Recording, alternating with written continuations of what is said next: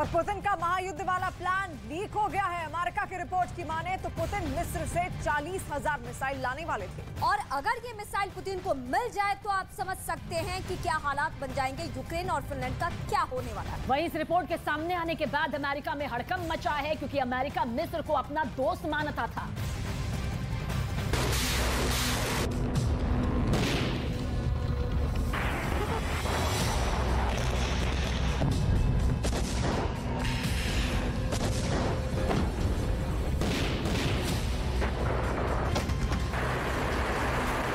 Putin की युद्ध नीति लीक।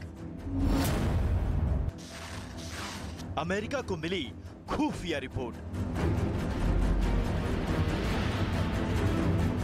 मिस्र देने वाला है रूस को मिसाइल।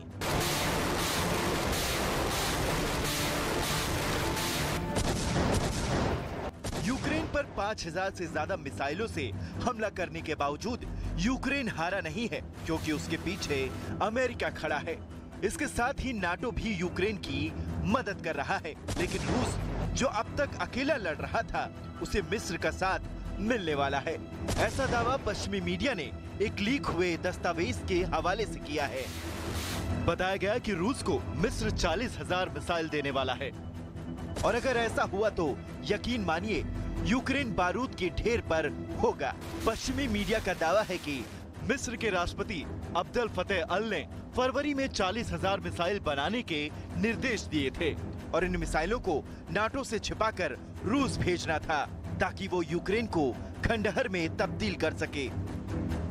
ऐसा दावा है कि हथियार भेजने की ये पूरी रिपोर्ट लीक हो गई, जिसके बाद हड़कंप मच गया, क्योंकि अब तक मिस्र युद्ध में किसी तरफ से नहीं था, और वो रूस और अमेरिका दोनों का करीबी माना जाता है। ऐसे में इस रिपोर्ट के आने से अमेरिका को बहुत बड़ा झटका लगा है, क्योंकि ईरान पहले से ही रूस के पाले में है, और अब मिस्र भी रूस के पाले में जाने वाला है। इससे अमेरिका बौखला गया है।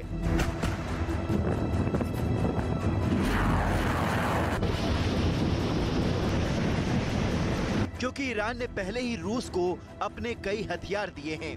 ईरान ने यूक्रेन युद्ध में रूस का ऐसे वक्त में साथ दिया था जब उसे हथियारों की सबसे ज्यादा जरूरत थी।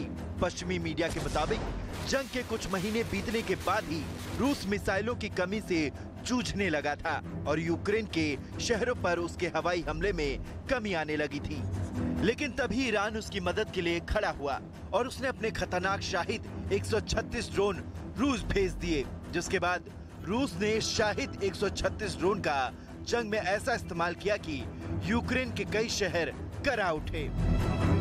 माना जाता है कि ईरान के ड्रोन की वजह से कई बार जंग में रूस का पलड़ा भारी होता दिखाई दिया, और अब मिस्र रूस को मिसाइल देने वाला है, जिससे जंग में रूस का पलड़ा एक बार फिर से भारी हो जाएगा, और इससे जेलेंस्की को करारा जवाब मिलेगा, क्योंकि रूस पहले से ही कह चुका है कि वो युद्ध को तब तक नहीं रोकेगा जब तक यूक्रेन उन हिस्सों पर हमले नहीं बंद करता जहां उसने कब्जा कर लिया है।